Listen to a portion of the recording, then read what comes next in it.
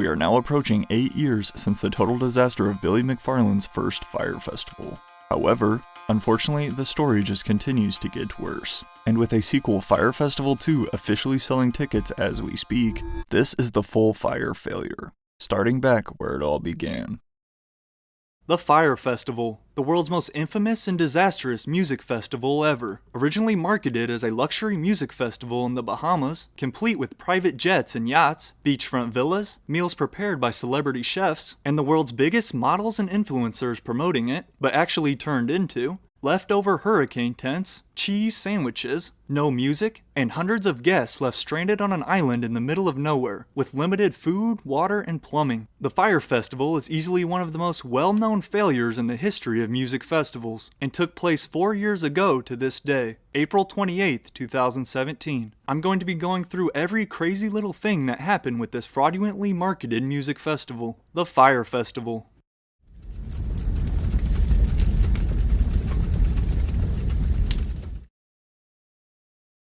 So the FYRE Festival was originally founded and organized by entrepreneur Billy McFarland, alongside rapper Ja Rule. The two came up with this festival idea as a way to promote their new FYRE music booking app, which would allow people to directly book artists for gigs. And the idea for the FYRE app came when I was talking with Ja after he performed at a Magnificent concert, asking why he had rejected our previous offers, and he had no idea what I was talking about. So I built the FYRE app as a way to allow buyers to just contact artists and talent directly through technology. So Billy and Ja Rule set out to do something that had never been done before, host a music festival on an island in the Bahamas. And not just any music festival, but they wanted to make it an adventurous getaway vacation straight out of a dream. So they originally decided to host the festival on Norman's Key, an island in the Bahamas, formerly owned by the famous drug lord Pablo Escobar. Now, while I mentioned that Billy was an entrepreneur, and a pretty good one at that, neither he nor Ja Rule had ever done anything close to the size of hosting a music festival, not to mention the fact that it's on a deserted island in the Bahamas. But they were confident they could do it, when in reality, they really had no idea what they were doing. And to add to it even more, the festival production team was only given about 8 weeks to plan this entire festival, when organizers typically start at least 12 months out to plan any type of music festival, let alone one of this size. So 8 weeks to plan and build an entire music festival on Pablo Escobar's deserted island in the Bahamas. What could go wrong? Well, as we're about to find out, a lot. So after leasing the island from the owners, they began promoting the festival, which was set to take place on 2 consecutive weekends in 2017, April 28th and then May 5th. They first decided to shoot a promotional video on the island, which featured about 10 of the top supermodels and influencers in the world. Bella Hadid, Emily Ratajkowski, Hailey Bieber, and many other huge name models were also featured in this video. And along with the video, many other influencers were also paid lots of money by FYRE to post this orange square on Instagram, tagging the FYRE Festival account, and also using hashtag FYRE Festival. This would quickly blow up the FYRE Festival account and get tons of people talking about it, seeing as all these huge name influencers were promoting it. Let's get every influencer that has 1 million followers or more to post this orange tile on a specific day and time. You've seen this orange tile from all of the biggest influencers on Instagram.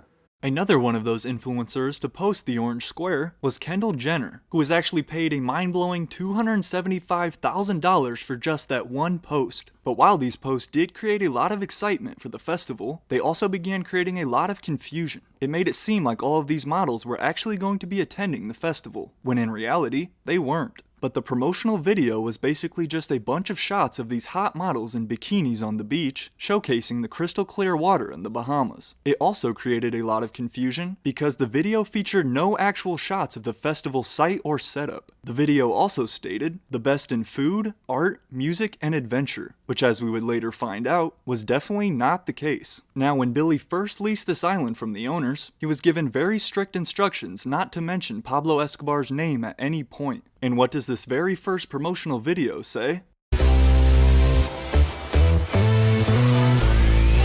Right after seeing this, the owners immediately canceled with Billy and kicked them off of the island. So now there was only about 6 weeks until the festival was scheduled to happen, and they had to find a whole different island for it. After many failed attempts, they were finally able to get a permit for the island of Great Exuma. But this island was far from the originally advertised private and remote luxurious island. Instead, the location was an abandoned development site with no buildings and definitely no villas. But yet, they still advertised it as this private island, photoshopping it to make it look like it on the website. So there was so much work in order to prepare this site for a festival in such short amount of time, and even still, there were a lot of questions if they could even pull it off. And to make matters even worse, they booked the festival during one of the busiest weekends of the year on Great Exuma, the weekend of their National Regatta, which is basically like their Super Bowl. During that time, the island nearly doubles in population, and all of the hotels and houses get booked many months in advance. So while the planning and actual setup for the festival was not going good by any means, their promotional strategy had definitely been paying off, as they quickly sold out all of their tickets to an estimated 5,000 people. These tickets, which ranged anywhere up to a couple $1,000s, included a private flight from Miami to the island, meals, and hospitality all included.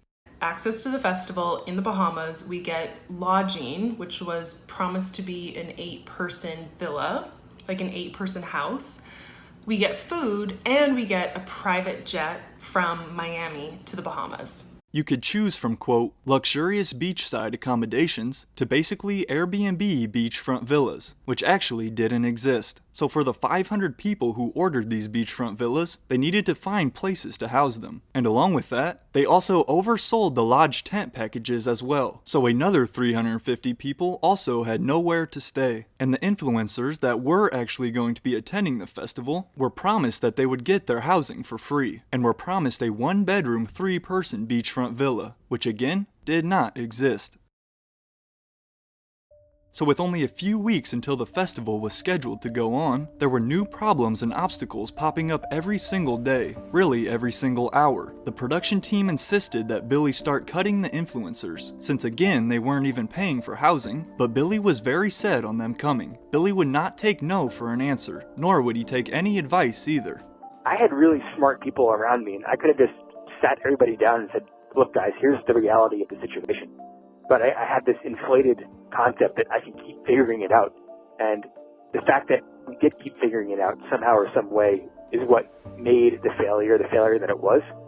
But I should have had the, understanding, and I guess I lacked the maturity to take a step back and say, you know what, this is getting ridiculous. Yes, it might have worked the past 20 days, but it can't keep going on forever. So since they had to provide some type of housing for the festival, they turned to leftover hurricane tents from Hurricane Matthew, very far from the originally advertised luxury villas. So they began putting these tents up all over the site, and with time continuing to dwindle down to the festival, Billy decided to get hundreds of locals on the island to help with the preparation, and he agreed to pay them after the festival. So now they were scrambling literally all around the clock and spending outrageous amounts of money to fix all these problems that they kept running into. And in the weeks leading up to the festival, they also had to work on booking the actual music artists as well to perform. It was actually fairly easy to get some big names, as once again, they advertised it as an industry-changing festival on a remote island in the Bahamas. They ended up getting Major Lazer, Pusha T, Tyga, Designer, Blink-182, Ray Shremmerd, Migos, Lil Yachty, and a few other performers, which as you can guess, also wasn't cheap. But while I mentioned that Billy was actually a great entrepreneur, he was also great at fundraising, as he really knew how to convince investors and sell products, which I guess would be easy when you're just lying to them. So did you at the time knowingly lie to the backers to get their backing? I knowingly lied to them to raise money for the festival, yes. So during this time, Billy was able to bring in more investors every day in order to pay off the next problem at hand. So we had something called the Urgent Daily Payments Document, and basically it was this Google Excel sheet that I'd wake up to every morning, and essentially it was a list of payments that we had to make that day or else the festival couldn't proceed. That was kind of the instructions that the team had in that document. So bank wires close outgoing at 4 o'clock. So I wake up at 9, I have, a few hours to get the money in and a few hours to get the money out. And in the couple of months leading up to the event, it went from a couple $1,000 a day to a few $1 million a day, where I had to wake up at 9 in the morning, find $3 million by noon, and then make the payments by 4. However, there was still no way they were going to be able to put on this luxury music festival as they had originally advertised. Realizing this, the production team once again insisted that Billy begin to start posting actual photos of the tents in the festival site, since the guests were going to find out sooner or later, and to let people actually see what they are in for, and then let them decide if they still want to come or not. However, once again, Billy declined and basically fired everybody who advised against him. Looking back, when I found myself not telling everybody the full truth and the full lay of the land, that should have been the first red flag. If you feel like you have to hide things from your team members or your partners or your investors, you're doing something wrong. In yet another effort to raise more quick money, Billy then came up with the FYRE Band, which basically allowed guests to preload money onto a bracelet, and would essentially be their wallet for the weekend. This then turned the festival into a cashless and cardless event, despite warnings that these digital bracelets had never been tested and probably wouldn't work too well with the island's internet connection. So really, this wasn't because they wanted to actually make it a cashless experience, but rather because they literally did not have enough money to actually put on the festival, so they had to find a way to get more money before the event. And this was really the start of guests to become a little questionable about the festival. April 17th, I get another email. It says important details about cashless payments at FYRE Festival. This is when they tell us that it's going to be a cashless environment and we're going to have a digital wristband and we should load it up now with cash. And they recommended for us to spend $300 to $500 a day. So for a 3-day festival, they wanted us to preload our wristbands with $1,500. Not only were they making this last-minute change encouraging them to put another few $1,000s up, but all of the festival's social media posts were still the same pictures and videos as before, with still no real site photos or updates. Along with that, the original sketches of the villas were also taken off of the website. Guests were starting to get very eager and began asking very legitimate questions on social media, such as flight information, where they are actually staying, etc. The questions were flowing in all over the comments, and many guests began getting very angry at the lack of answers. The FYRE Festival account actually then began deleting these negative comments, before finally turning their comments completely off. And along with turning off their comments, they also didn't respond to any emails. So I emailed them to ask if there would be Wi-Fi. My email didn't even get delivered to them. I just kept getting error messages. So that was it. There was no communication back to them. So it's now only about 2 weeks before the festival, and the guests are now very questionable about it all. Also at this time, Billy actually fired the entire food catering service for the festival. The catering service had originally agreed on a contract for $6 million, but seeing as Billy now only had about $1 million in the budget, he fired them. So once again, the production team kept expressing to Billy that the festival literally could not go on. But Billy didn't listen. They were luckily actually able to find another food catering service just a week before the event. So now with only 1 day before guests were set to arrive, they still did not have enough beds for all the staff, VIPs, or guests. But Billy was under so much pressure to put this festival on, since he had so much money already invested from multiple investors. Investors were told that they would be refunded in the case of a cancellation, but really there was no way for that to happen, since the money had already been spent on trying to put the festival on. Canceling was not an option for Billy. Now, still the day before, Blink-182 was the first act to come out and announce that they would be pulling out of the festival, stating that they were not confident that they would have what they need in order to give a quality performance to the fans. And the night right before guests were set to begin arriving, there was a huge thunderstorm on the island, which would wreck the already unfinished site and soak all of the mattresses in the tents. But yet, guests were still coming that next morning. FYRE Festival in flesh, baby. So it's a 3-day music festival. We're gonna have a great time. So now that next morning, guests began loading their flights in Miami to head down to the island, but not in the previously advertised private jets. Instead, they were just huge commercial planes with a FYRE Festival logo slapped on them. As the first few planes of guests began arriving to the island, Billy decided to close down the campsite to the guests and redirect them all to this nearby beach restaurant in an effort to give them a little more time to rebuild the tents and salvage what mattresses they could from the night before. We sent them to a different part of the island, to this restaurant and dock area, where we sent over all of our boats and jet skis and alcohol, and essentially gave like an open bar and, free reign of the boats and the jet skis, and tried to use that last 10 or 12 hours to get everything up to snuff.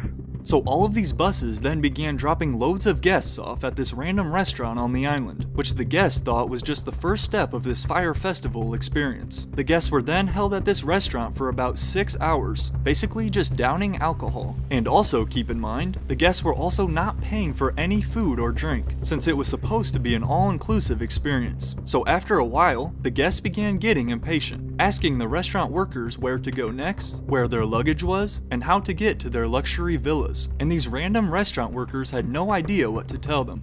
So they told everybody to go to this place called Exuma Point. I did a vlog about it yesterday. It was actually a great time. Everybody was just excited and thought it was the pre-party. It was a little bit of a diversion, but everybody had fun. They were handing out bottles of liquor to every person that arrived, but there were really no answers. Eventually, buses began transferring guests over to the campsite, which, as you could guess, led to a very surprised reaction from the guests who were expecting luxury villas. What's happening? There's no water over there. Oh, Jesus. Maybe we all get to burn it down at the end. Now we just burned all of our money. Once guests got to the Blue House, which was basically the festival's headquarters, there was a line of hundreds of people just standing around for another few hours. They didn't know what they were standing in line for, but were kept being fed more alcohol. At this point, everyone was confused, drunk, arguing, and getting impatient. We're in trouble. We're in trouble. No one can get in the rooms, no one can get their bags. We've been here for hours. The sun is going down. The sun's going down. The sun is really going down. It's about to be pitch black out here. People are panicking. People are panicking, like tripping out. They finally brought out all the luggage in 2 big containers and just told everyone to find and grab their bags.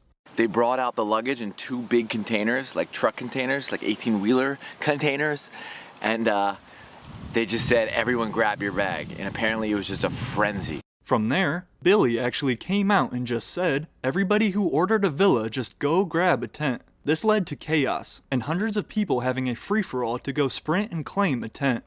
Someone took our room. They told us that it was a free-for-all. So we have nowhere to stay. Nowhere to stay. Some people are missing bags. We're just trying to get our bags. Pitch black out. There's trucks, craziness going on everywhere. Nobody knows what to do. All the resorts nearby are sold out.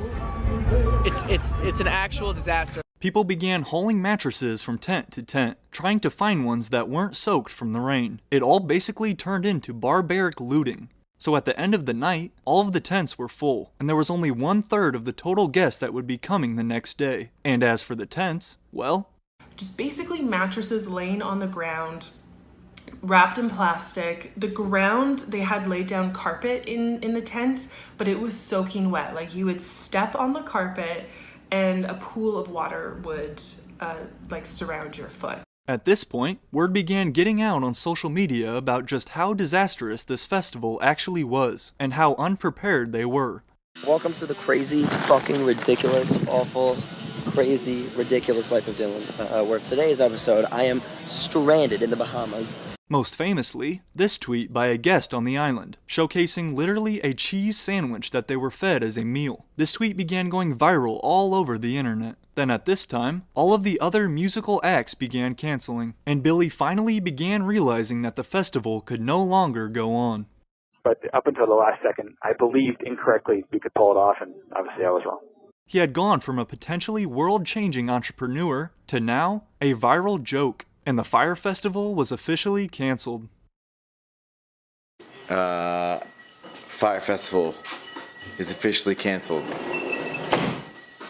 We just got the news, guys. So that next morning, literally every media source began picking up on what was going on. Everything went so wrong. The FYRE Festival was billed as a luxury destination music experience with beachside parties, fancy bungalows, and food from celebrity chefs. But instead, this is what they saw. Thousands of festival goers arrived in the Bahamas to find deserted venues, barely assembled relief tents, and boxed lunches. Distraught attendees shared the scene on social media. You can see beds piled up outside of the tents, people sleeping on their suitcases, a completely unassembled concierge desk, and this is my favorite, cheese sandwiches that were served for dinner.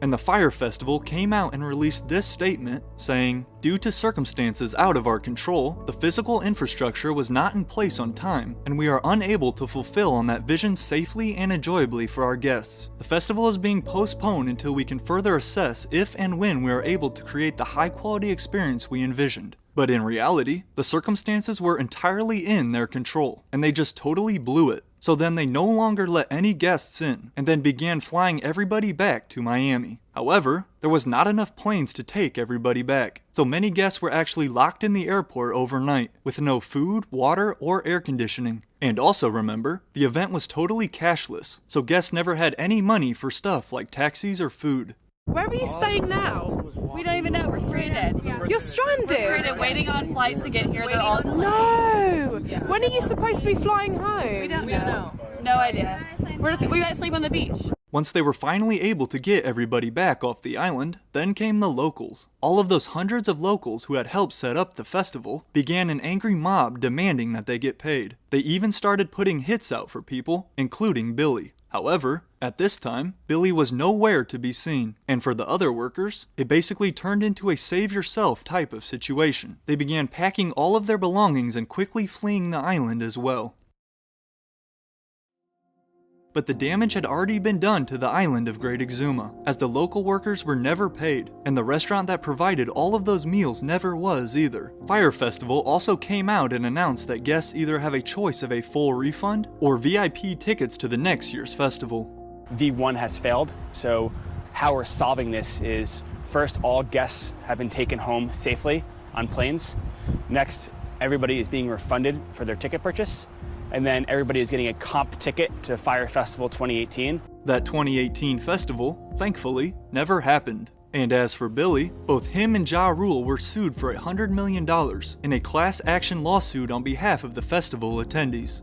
For me, I'm not sleeping well at night knowing that my name was attached to something that hurt so many people, and they didn't get what was supposed to be delivered to them. That hurts a little bit.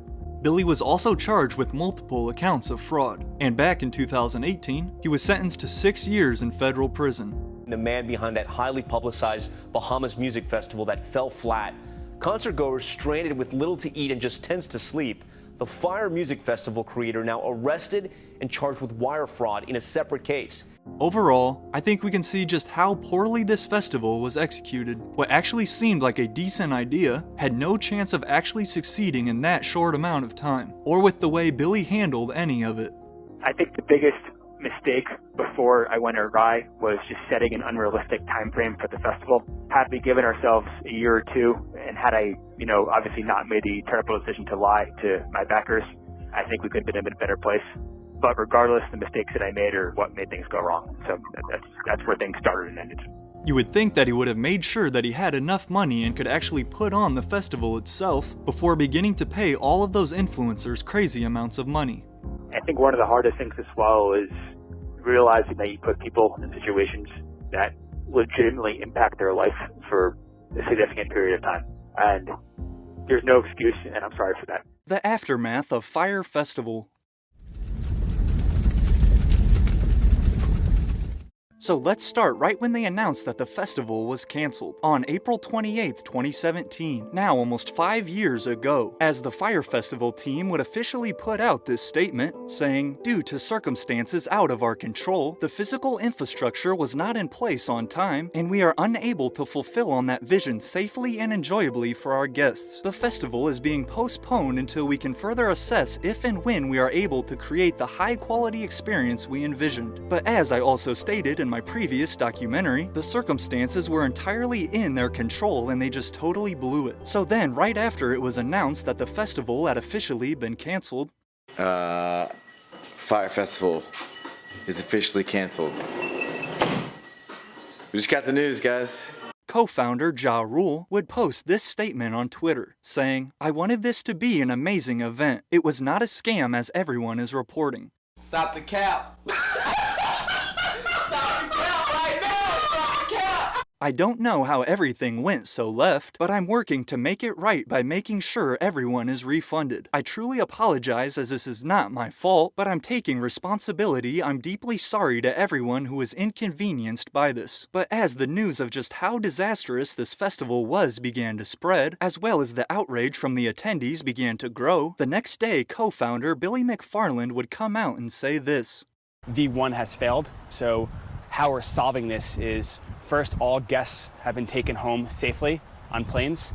Next, everybody is being refunded for their ticket purchase. And then everybody is getting a comp ticket to FYRE Festival 2018. But that 2018 festival Billy mentioned would thankfully never happen, and instead, just days later on May 1st, 2017, FYRE Festival organizers Billy McFarland and Ja Rule were sued for $100 million in a class action lawsuit. And in addition to that class action lawsuit, both of them would also face dozens of other individual lawsuits filed from festival attendees and investors. Then, shortly after, on June 30th, Billy McFarland was arrested by federal agents and charged with wire fraud in relation to his company FYRE Media, as well as with his relation to the FYRE Festival. One of the founders of the failed music festival that drew headlines earlier this year is now facing fraud charges. He allegedly presented fake documents to induce investors to put over $1 million into his company and the fiasco called the FYRE Festival. So Billy had allegedly been sending fake documents to investors claiming just how successful his company had been doing, when that actually wasn't the case. From claiming that FYRE Media had already made millions of dollars in revenue, when in reality it was only around $60,000, saying he had more than $2.5 million in shares in Facebook stock, when in reality he owned just $1,500 worth, then claiming that they had been given an island in the Bahamas worth $8 million, which they did not, and even claiming that they had booked Drake to perform as a musical act at the festival, which again was just not true. I think to start, even if the FYRE Festival was the success and everything that I believed or I hoped, is probably a better word, that it was going to be, came true, I'd still be in jail. I was still guilty. And what I did was I lied to my investors and other partners about the status of our company, how much money we had, how much money we were making to get money that I thought we needed for the festival.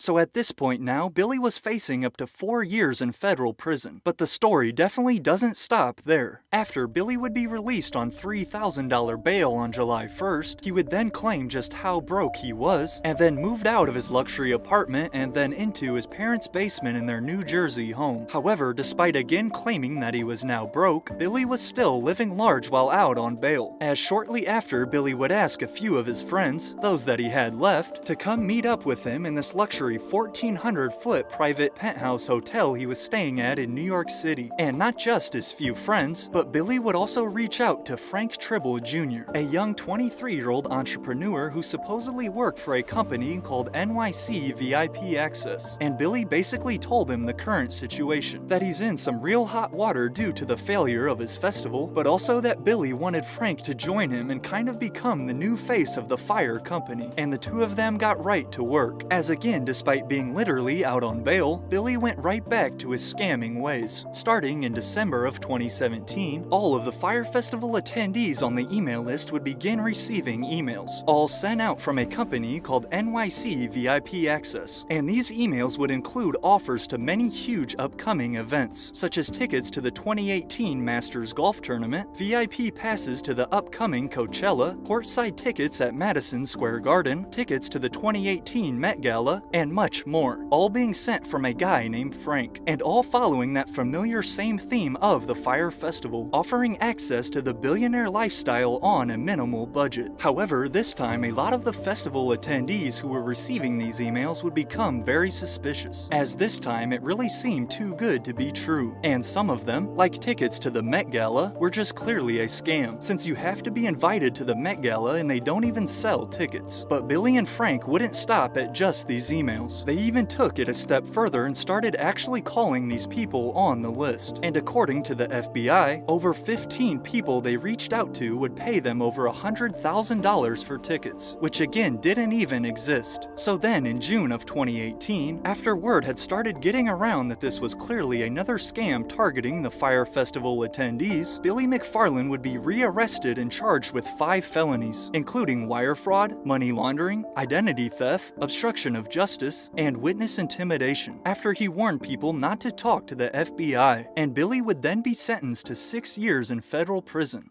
The man behind that highly publicized Bahamas Music Festival that fell flat. Concert goers stranded with little to eat and just tents to sleep. The FYRE Music Festival creator now arrested and charged with wire fraud in a separate case. Again, it's just crazy that Billy went right back to scamming as soon as he got out on bail. This took me the longest to, I think, be truthful to myself about what really happened. I think I was just in denial for so long that I could have possibly followed up such a fucked up event with another mistake, especially while being on bail, as you said. And there's no excuse. I was just so wrong, man. I was desperate and thought I could dig myself out of a hole when, you know, getting arrested and being on bail is the exact opposite time where you should be doing anything. So then, after being convicted for defrauding investors more than $27 million in total, Billy would begin serving his 6-year sentence at Brooklyn MDC for 7 months, before then being transferred to FCI Otisville in upstate New York, where he would then actually get caught for having a USB device. And why did you get transferred? You didn't say what that was. Do you mind sharing that? I had a USB device. USB device, so like a flash drive? Exactly. I was working on my memoir. And it kind of gets back to the overall theme of just trying to go too fast. So then, after getting in trouble and bouncing around a few other places, Billy would end up at the Milan Federal Correctional Institution in Milan, Michigan. And in light of the COVID pandemic, back in 2020, Billy would request to be released from prison early, claiming that he is not a risk to the community nor a threat to public safety, as the crime he pled guilty to was nonviolent wire fraud. However, his request would be denied that same month. Also, last year, back in 2021, Billy would spend 6 months of his sentence alone in solitary confinement after taking part in the recording of a podcast. But as of the time I'm recording this, I believe Billy McFarland is still serving his time housed at the Milan Federal Correctional Institution in Milan, Michigan, with a scheduled release date of August 30th, 2023. I think we're just like the best thing to happen when you're just reduced to absolutely nothing. The forced reflection and confrontation with reality about the seriousness of my mistakes, I think, really improved my mindset and was able to help me understand just how seriously I hurt people and hopefully dedicate myself towards helping them in some small way. But again, despite Billy being the face and leader of the festival, what happened to his co-founder, Ja Rule? Well, again, despite him being a co-founder, Ja Rule has really managed to avoid the fate of his partner. Back in November of 2019, a judge legally cleared Ja Rule of any wrongdoing, meaning he also evaded that $100 million class action lawsuit I mentioned earlier. And not only that, but Ja Rule would also try to paint himself as a victim of Billy McFarland, saying that he too was hustled, scammed, bamboozled, hoodwinked, and led astray. I think the thing that drives me nuts right now, the main thing that drives me nuts, is people thinking or feeling like I would ever be a part of like conning somebody or fraud. Like those words are really, really like, fuck y'all. You know what I'm saying? Because it's like I just wish everyone could know me personally. Like, so then they would know, like, Ja, that's not Ja, he can never do that. You know what I'm saying? He would just, that's not his character. However, despite claiming that, Ja Rule definitely did not hesitate about cashing in on all of the attention, as back in December of 2019, Ja Rule would release his new single titled FYRE, and as you're about to hear, it was very far from that. The festival is on fire. We don't need no water, make that motherfucker hotter. So now that we've covered what happened to the two co-founders, what about the workers and the locals who were never paid? So like I mentioned in my previous documentary, in an effort to get the site actually built and set up in time for the festival, Billy would turn to the locals on the island of Great Exuma for some help. And like I also mentioned, after the festival went up in flames, and after Billy and his team fled the island, the workers were never paid, with approximately over $250,000 owed in daily wages alone to the locals. Billy would just keep telling them that the money would be coming, but as we see now, it never did. I think the wrong approach for me is to look at the actual dollar figure, and the most important thing is realizing that I violated one of the most intimate things that I was given, and that was trust. And then we have this lady, Marianne Roll, who was the owner of the local restaurant on the island and who was scammed out of more than $50,000 of her own life savings in order to feed the festival workers and attendees, and was never paid $1 by Billy. FYRE Festival was a disaster. I was there preparing hundreds and hundreds of meals, and I was not able to be paid.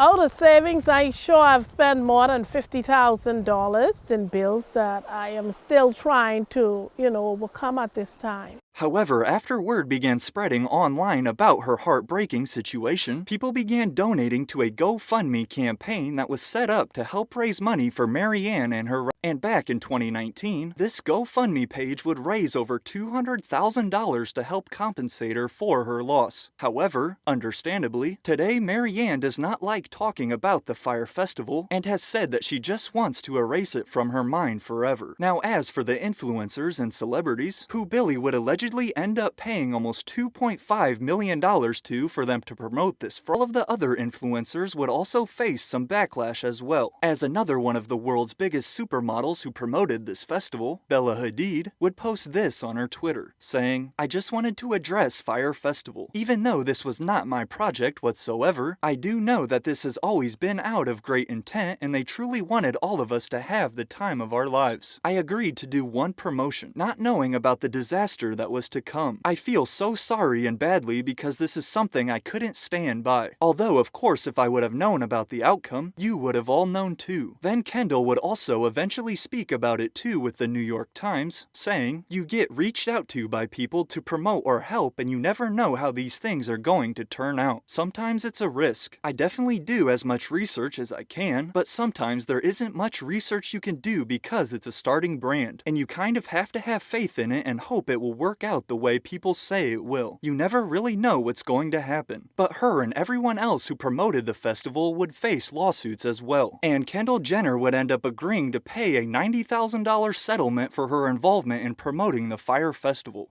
On Monday, Jenner agreeing to pay $90,000 to the trust. In 2017, she was allegedly paid over $250,000 for this since-deleted Instagram post plugging the party. Debtors allege in court documents that she did not indicate to the public that she was paid to promote the festival. But if you think about it, again she was paid $250,000 for one post, which is now deleted, and in the end only had to pay $90,000 of it back, so she still made out pretty good. And as for the people who actually bought tickets and attended the festival, some of them are just now starting to receive their settlement checks today, like this one here for a total of only $200. Also, back in 2020, the United States Marshal Service would auction off FYRE Festival branded merchandise that Billy had been keeping for future sale and gave all the proceeds also to the victims. Overall, I think we can see again just how poorly this festival was executed, and now you also know the aftermath of it all. Now, will this be the last time we ever hear about Billy McFarland? Well, again, he's set to be released in 2023, so we'll just have to wait and see. I still think I don't know how to apologize. I've tried writing people letters, I've spoken to them on the phone, and rightfully so, everything has mixed results. So it's just kind of in this thought process where I know what I'm sorry for, I know what I want to say. It's probably a unique situation for every person, and I need to understand that my apologies probably won't be accepted. And if they do, eventually it'll take years and years. But I hope to show you over the next couple of years, through actions and through the transparency of my intentions on making this up to you in some small way. So thank you for believing me. And one time I took advantage of you. It's fucked up. It's not going to happen again. And I'm going to dedicate myself to try to show you how seriously I take this.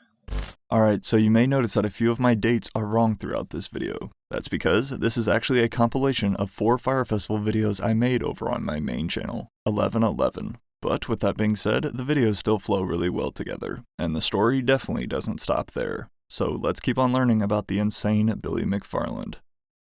The man responsible for the most disastrous music festival in history has returned, and with potentially yet another big scam. Hey guys, it's Billy McFarland. As you might know, I effed around, and because of that, I definitely found out.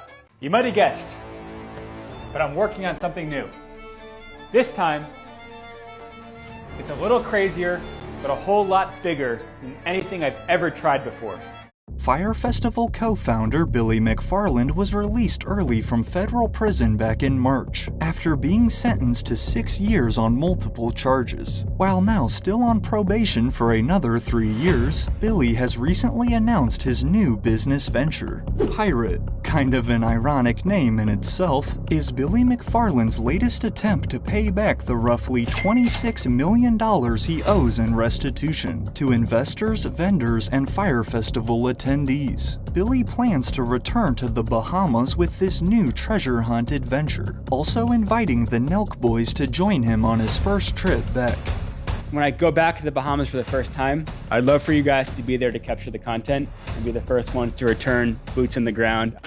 However, I'm not sure that will be happening anytime soon, as the Prime Minister of the Bahamas would officially release this official statement, labeling Billy McFarland as a fugitive and stating that they will not approve any event associated with him. But Billy has actually seemed very apologetic during this recent little press run he's been on. However, is it genuine? Has Pirate Billy really cut ties with FYRE Billy? Or is Pirate yet another new scam? Once a crook, always a crook? Seeing as the guy literally has fraudster in his Wikipedia name. Billy McFarland is back.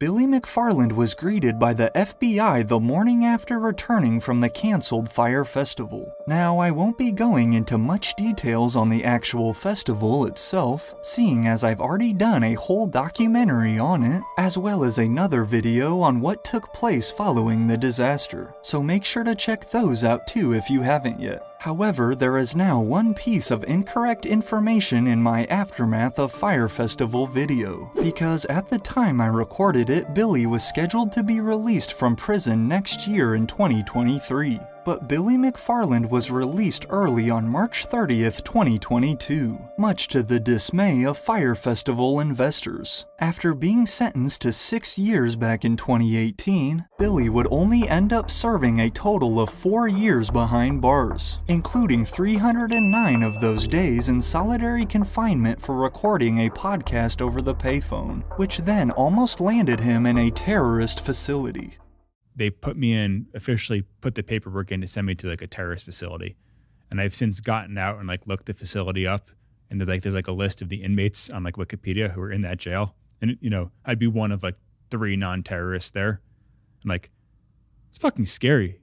But following his early release, Billy was first sent to a halfway house, before then being held on house arrest in his Brooklyn apartment until September of 2022, only allowed to go to the grocery store and local gym. Now at age 31, and still on probation for the next 3 years, Billy McFarland has begun life after prison, something he thought would never happen. I have nothing, but like I would have bet almost every single one of those days that I wasn't getting out, because like you have no one to bounce your ideas off of, right? So like you start just going crazy. However, it's going to be a very long road back for Billy. Not only can he never serve as director of a public company ever again, but Billy also owes over $26 million in restitution. So basically, for all of the money he makes for the rest of his life, he has to pay a large percent of it back to the FYRE Festival investors he lied to. That percentage changes based on his income level, and although he's admitted he's not making much money at the moment, Billy has paid roughly $19,000 in 8 restitution payments since August. Also, as part of his effort to rebuild his public image and prove he's a changed man, Billy has recently been seen doing numerous podcasts and interviews since his release from house arrest, including his first national appearance on ABC's Good Morning America. I was wrong. So I messed up, and I was so driven by this desperate desire to prove people right. But is his apology actually genuine? Well, many don't think so. You can see the lies through his eyes. His apology sounds too rehearsed and perfect. I don't believe it. Already back in the limelight just how he wants. A fraudster is always a fraudster. Just ignore him and he'll go away. However, some people are willing to give Billy a second chance. Always can appreciate a guy who can own up to his mistakes and still keep it pushing. An honest apology. Everyone deserves a second chance. Not only has Billy sat down for these recent interviews as a way to seemingly show how sorry he is, but he's also used them to announce and promote his new business. But you're also launching a new venture called FYRE. Are you here to really apologize, or are you here more to promote that? FYRE, spelled P-Y-R-T, is Billy McFarland's latest entrepreneurial venture. His original plan with FYRE was to partner with a small hotel in the Bahamas to bring in and host various talents from around the world, and then connect them through different adventures on the island, while at the same time allowing fans to interact with them during their stay. Where we can host the content creator from London, like the entrepreneur from New York, the music artist from LA, connect them around all these adventures, to go night diving, to go spearfish for their own lobsters, as many weekends out of the year as we can. But this time, instead of trying to bring like thousands of people there, we're rigging the area with these 360 cameras, so all of their fans, no matter where they are, can watch what's actually happening, and then take advantage of these emerging technologies to own and even affect the experience.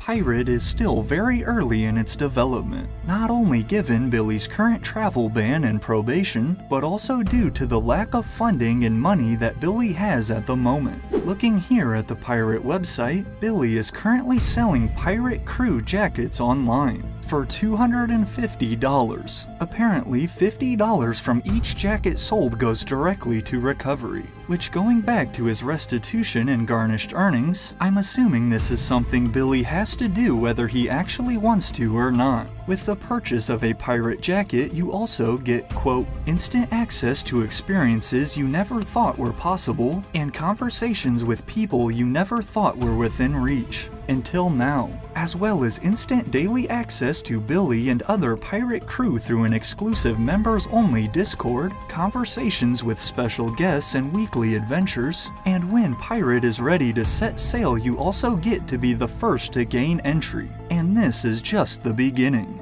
Whatever that means. The website's layout and pictures are also very similar to how the FYRE Festival promotion looked. But I guess if we're being honest, the marketing was about the only successful thing the FYRE Festival had going. And as another way to market Pirate and gain more attention, Billy would also invite the Nelk Boys to join him on his first return to the Bahamas.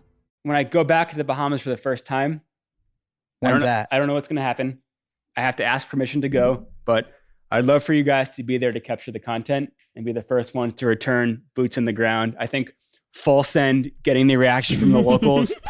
However, the Bahamas were very quick to shut that down, as the Deputy Prime Minister would officially release this statement on November 14th, stating that no application has been made for consideration of any event promoted by Billy McFarland. The government of the Bahamas will not endorse or approve any event in the Bahamas associated with him. He is considered to be a fugitive. Anyone knowing of his whereabouts should report them to the Bahamas police force. So I don't think Billy will be going back to the Bahamas anytime soon. But he's not giving up on Pirate yet, as Billy has since stated that he will instead look for a different island.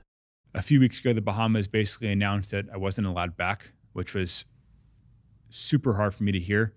I think the reality of the situation is that there are people in the Bahamas who are still owed for their work, and they need to be paid back. So before any talks of returning there happen, they need to be paid back. I'd love to readdress the relationship once that happens. But in the meantime, Pirate is the technology we built. It is these experiences. So just it's early and I don't have the answers yet, but looking for other locations to start testing what we've been building. But again, it all comes back to funding. In an effort to bring in a little more cash, Billy McFarland has also joined Cameo, where you can buy a personalized video from him for $69. Hey guys, it's Billy McFarland, and yeah, I decided to hop on Cameo, but this is just for a few weeks. I owe a lot of people money, so a piece of every call is going back to restitution, as well as people I owe in the Bahamas. The rest of it, well, Pirate VIDR and the virtual island aren't going to fund themselves. As well as Billy has also been helping a few startup companies, signed a new deal with Ample Entertainment for an upcoming documentary titled After the Fire, which will apparently chronicle his attempts to make good on a failed festival. Oh, and he's also been selling autographed Billy McFarland trading cards. So I did a deal with Leaf Trading Cards. We did 1,000 signature cards, and they did 1 blow-up card. This is the 1-of-1, and these are 1 of 1,000. Interesting. I mean, well, this will be a 1-of-1, I guess. Yeah, this is the only one. You're at least gonna be sitting at like $500 with that, maybe 1,000. On one hand, you can't knock the guy for trying everything he can to pay back such a massive amount of money. Owing more than $26 million at age 31 is pretty insane. I literally put everything I had into FYRE to make it work. So I don't have like hidden accounts or money stashed somewhere. Like, you know, I'm dead broke, like doing everything I can to earn to get back. I can't promise that Pirate is going to be worth anything one day. I can't promise it'll work or not work, but I can promise I'm going to try. But on the other hand, not only do people tell him to go get a real job, but you also still have to wonder, can I even trust a word this guy is saying? Not just considering the FYRE Festival, but also the fact that Billy still scammed people while out on bail. I might have a second chance, but if I don't, I understand, and I committed far more ethical, moral violations than most people do in many lifetimes, so I get that. If that was my one shot. There's no doubt that Billy McFarland appears to be very apologetic. He's made mistakes that will follow him everywhere he goes for the rest of his life. But does he deserve a second chance? Well, I guess that's for you to decide. However, there is one thing that's for sure. Billy McFarland has a very long road ahead of him, and a lot of ground to make up. Only time will tell. Time reveals all, right? Somehow, Billy McFarland returned. 8 years after throwing the most disastrous music festival in history, the FYRE Fest, Billy is back. Drowning in debt, but announcing yet another outrageous scam. FYRE 2 is real. My dream is finally becoming a reality. The fact that a FYRE Festival 2 even exists is insane to say. However, it's already off to a terrible start. Despite ticket bundles literally on sale now ranging as high as $1.1 million per person, the island which Billy claims is hosting the festival though has since said, quote, "For us, this is an event that does not exist," and even released an official statement. With a little over 2 months until Billy McFarland's second festival is scheduled to go down, all signs point to history repeating itself. However, that's not even the worst part. FYRE Festival 2 is real, reads this official press release in February, announcing the upcoming festival dates for May 30th to June 2nd. FYRE 2 is a 3-day escape to the Mexican Caribbean where you'll explore by day alongside your favorite talent, and come together at night to celebrate with music.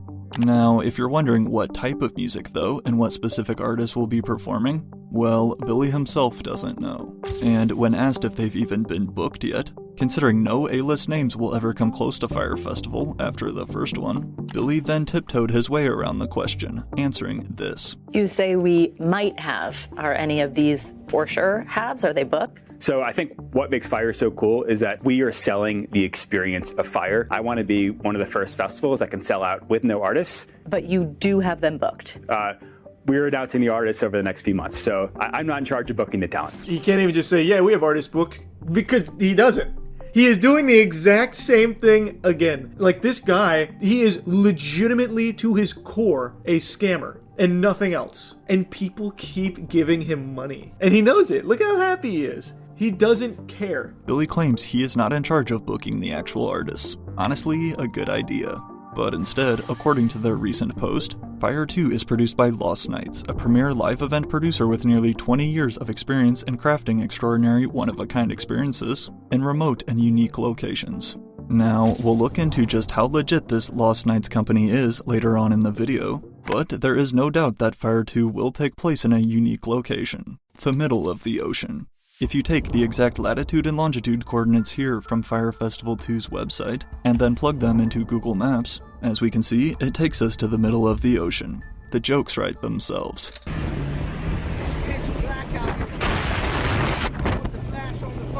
On FYRE's official website here, they list that the next festival will be held at Playa FYRE on Isla Mujeres, Mexico. a small tropical island just off Cancun. However, though, not only does Playa Fire translate to Fire Beach, a place that Billy just made up, but then to make matters worse, Isla Mujeres, the location they're marketing as the host island, just completely denied any involvement with the festival. FYRE Festival was such a colossal disaster that it has become shorthand for colossal disasters. So who wants to try again? Billy McFarland does. He says FYRE Festival 2 is coming to an island in Mexico. Officials there say they don't really know what he's talking about. When the first 2,000 tickets to FYRE Festival 2 went on sale on February 24th, there was only one piece of confirmed information, that it would take place on Isla Mujeres. Now, these tickets, which are still up today for sale online, range in different prices, depending on how much you want to get scammed.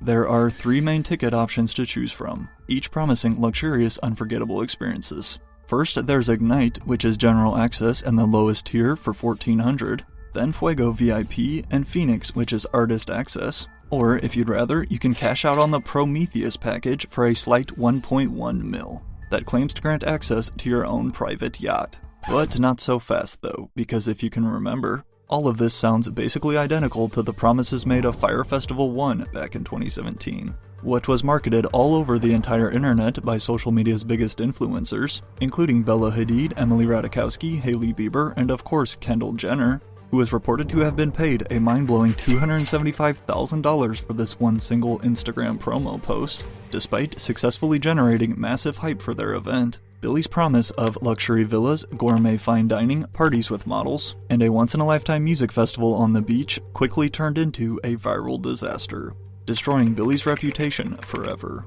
What's happening? There's no water over there. Oh, Jesus. Maybe we all get to burn it down at the end. As soon as guests arrived to FYRE 1, not only were they forced to sleep in flooded hurricane relief tents and eat cheese sandwiches, but then find out there was no music, and the festival was canceled just hours later. They told us it was a free-for-all. So we have nowhere to stay. Nowhere to stay. Some people are missing bags. We're just trying to get our bags. Pitch black out. There's craziness going on everywhere. Nobody knows what to do. All the resorts nearby are sold out. It's an actual disaster. Major update, FYRE Festival is officially canceled. FYRE Festival 1 took place on the island of Great Exuma in the Bahamas. But, to no surprise, after destroying their property, scamming their locals, then forever attaching their island's name to internet infamy, in 2022, the Deputy Prime Minister of the Bahamas put out this official statement, stating that Billy McFarland is considered to be a fugitive and he is never allowed back on their island, and anyone knowing of his whereabouts should report them to law enforcement. However, there's no need to worry, because as it currently stands due to his parole, as he told the Wall Street Journal, today Billy is actually not even allowed to leave New York at all. Meaning that not only can he not go back to the Bahamas, but unless he's able to get permission, Billy himself will not even be able to attend his next festival. Can you go to Mexico? So I don't know. I have to be okay with mentally maybe watching a live stream from my computer and crying a little bit. I have to ask for international travel. As of this video, FYRE Festival 2 is scheduled to go down in just over 2 months. And again, despite tickets on sale as we speak, Billy McFarland is yet to visit his new location, Isla Mujeres, an island which, right off the bat, already presents a handful of its own challenges.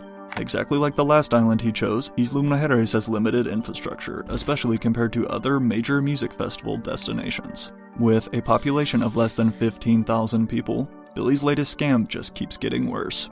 Labeled by Vanity Fair as, quote, the poster child for millennial scamming, immediately after his tickets went on sale in February, more red flags were raised. Selling tickets without releasing the name of a single artist is an incredible business model, the top comment jokes. Will there actually be any music this time? Who is even performing? Pushed on his lack of details for the second iteration of FYRE, Billy had this to say. Taking the risk, is it a risk to buy a ticket to FYRE Festival 2? I think it's always a risk. You're taking a risk because I made a lot of bad decisions and messed up the first festival. Until it's experienced, there is a risk component to it. As you heard there at the end, even the newscasters themselves couldn't hold back from laughing. And it's easy to see why. Billy just continues to sit back and simply lie his way through every answer. I think it's always a risk. You're taking a risk because It's okay. It's not always a risk to buy tickets to an event because typically when you're buying tickets to the event, it's already planned. So there's a really high chance that it's going to happen. As Charlie, aka Penguin Zeroed, agreed, typically when you buy tickets to an event, you have faith it's gonna actually happen. However, not with anything FYRE related, especially after reading Isla Mujeres' recent press release once tickets hit the internet. Due to the information circulating in the media regarding the event FYRE Festival 2, the General Directorate of Tourism of Isla Mujeres informs that no person or company has requested permits from any department for said event. But it gets worse. For us, this is an event that does not exist, a local tourism official told The Guardian. We have no knowledge of this event, nor contact with any person or company about it. Continuing on, the hotels that FYRE listed as accommodation for guests on its website, none of them had heard about the festival, despite tickets being on sale. And Impression Isla Mujeres, one of the luxury hotels on the island at which FYRE is promising accommodation, told The Guardian it had not received any approach or inquiry with regards to the event. So, Billy may think his festival is all good to go this time, but as it appears, that's extremely far from the case. But that's news to the small Mexican island of Isla Mujeres off the coast of Cancun. Edgar Gasca, the tourism director of the island, telling The Guardian this is an event that does not exist, adding, "It's very strange because any manager knows if you're going to hold an event, let alone a massive event, you need municipal authorization." With less than 80 days until his scheduled festival kicks off, local officials are denying any knowledge of the event. This festival is not going to happen. There are red flags all over the place, Edgar Gasca adds. However, Billy and his FYRE organizers don't seem very fazed, issuing this statement themselves to The Guardian in response. "We're producing a highly exclusive and sustainable experience for FYRE Festival 2, set for May 30th to June 2nd, 2025, said Lost Nights, again the producers behind the event.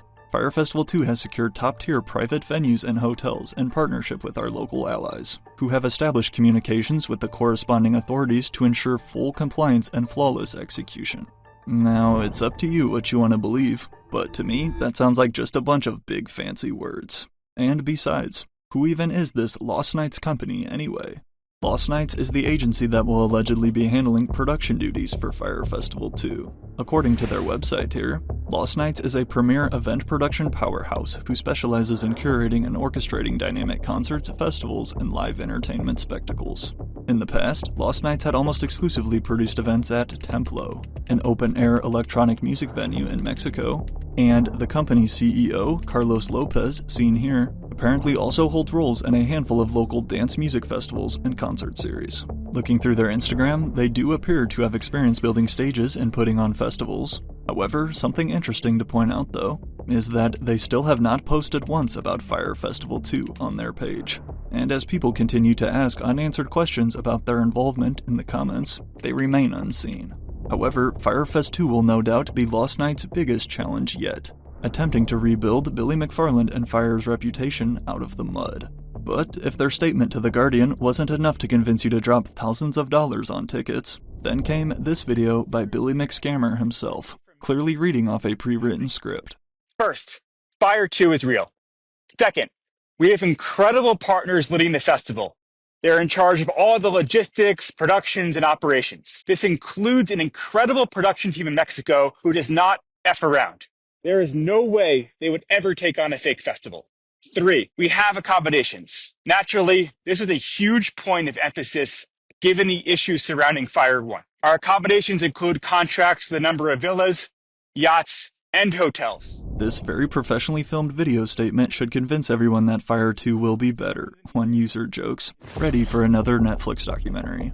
In his handheld video, Billy states that they do in fact have contracts already in place, contrary to The Guardian's article, as well as stating that they also have talent including artists, athletes, and other performers on board for FYRE 2. We have talent. Artists, athletes, and other performers are on board and scheduled for FYRE 2. 7, FYRE 2 is moving forward, and we are moving forward with full integrity. From now on, updates will come directly from me. I look forward to continuing to work with my great partners to bring the vision of FYRE to life and to help make right for all of the wrongs. So the argument he's making is that updates from him directly will be the most reliable. Another comment points out, just let that sink in. I think they thought they would just announce the festival and see if it got traction, and then ask for permits halfway down the path, the local tourism official added. It's a bit of a naive way to think. A naive way to think, no doubt, but again, it's repeating the same exact mindset we saw with FYRE 1, when Billy put so much time and effort into marketing and paying A-list influencers, before making sure he could even logistically host a festival in the first place. But yet, despite his infamous scamming history, this still hasn't stopped Billy from selling tickets. Now, this festival's only a couple of months away. Have you sold any tickets yet? We have sold tickets. I think what makes FYRE 2 so unique are the people who do come. They're taking this risk. They're seeking the adventure. They're willing to travel. Billy McFarland claims he has already sold tickets to FYRE 2. And the truth is, he's gonna need every penny he can get. Considering that Billy currently owes a whopping $26 million in restitution, plus another $7 million back to the IRS in taxes, he has dug himself quite the hole. But unfortunately though, FYRE Festival 2 isn't even the first scam Billy has tried to pull since his release from prison. Billy McFarland was greeted by the FBI at his doorstep the morning after fleeing the dumpster fire of his first festival. And in addition to then getting slammed with a $100 million class action lawsuit, issued alongside his partner, Ja Rule, from FYRE 1 attendees, after going on to get arrested and charged with multiple counts including wire fraud, Billy McFarland was sentenced to 6 years in federal prison in 2017. But as it turned out, despite claiming that even he thought he was never getting out. But I would have bet almost every single one of those days that I wasn't getting out, because you have no one to bounce your ideas off of, right? So you start just going crazy. Instead of his original 6-year sentence, Billy was later released early in March of 2022, only serving less than 4. But while many were upset and felt he got off way too easy, although out of prison, Billy is still drowning in debt, and not just a couple million. As part of his legal penalty for FYRE Festival 1, Billy is forced to pay back $26 million in restitution to investors, vendors, and everyone else he stole from and tricked. But besides multiple other super shady efforts to get some cash that we're about to see, such as a ridiculous underwater FYRE concert in Miami that he texted me about, it has now been reported that a minimum of $500,000 from FYRE Festival 2's earnings will have to go towards paying people back, as well as they are deciding to donate another 10% of total profit too. 5. Restitution is being paid. Since being released 30 months ago, I've made 40 payments to restitution. I've also made it my mission to do more than legally required. Part of this has been giving a large percentage of FYRE 2's budget and profits directly to restitution. FYRE Festival 2 is the most tangible way to pay the $26 million that I owe, Billy told the New York Post. No one's offering me $26 million to work somewhere. However, before deciding on this idea to double down on a FYRE Festival 2, first, Billy had a few other scams up his sleeve. Besides joining the website Cameo, being available to book for a personalized video at the precise price of $69, and besides helping rappers such as Fivio Foreign and Kodak Black connect with the current president of the United States, Donald Trump, with also this picture here, next to Kodak and Steve Will Do It, which is somehow not photoshopped. After his release from prison, though, in 2022, Billy McFarland then began his apology press tour. As the first we had seen of Billy since getting arrested in 2017, first came ABC News, sitting down for an interview with Michael Strahan. So first off, what I told investors was, it was wrong. I was wrong. I messed up, and I was so driven by this desperate desire to prove people right. Billy finally took the slightest responsibility for his mistakes, although many still weren't buying it. But that wasn't all. In addition to trying to rebuild his reputation, Billy also took this chance on national television to promote his next business, which we're about to find out, though, was yet another scam. And you said you were here to apologize, but you're also launching a new venture called Pirate. Are you here to really apologize, or are you here more to promote that? Yeah. Prior to FYRE Festival 2, Billy had been pushing a different business venture called Pirate, spelled P-Y-R-T, a pretty ironic name in itself, considering Billy's past. Billy's original plan with Pirate was to partner with a small hotel, again in the Bahamas, and then bring in various talent from around the world to once more connect through music and adventure, posting this announcement video for Pirate back in 2022. Hey guys, it's Billy McFarland. As you might know, I effed around, and because of that, I definitely found out. You might have guessed, but I'm working on something new. This time, it's a little crazier, but a whole lot bigger than anything I've ever tried before. going all in on this whole pirate treasure map theme. With no explanation given though, this announcement plus everything else pirate related has since been wiped off the internet entirely. And obviously pirate never happened. But it didn't stop there. Throughout my research and production of the previous 2 FYRE Festival videos on my channel, I actually signed up to get text alerts from Billy McFarland. And although I've had to suffer getting spam texts from Billy for the last 3 years, each time I always get a good laugh, seeing the ridiculous new scams that Billy is coming up with.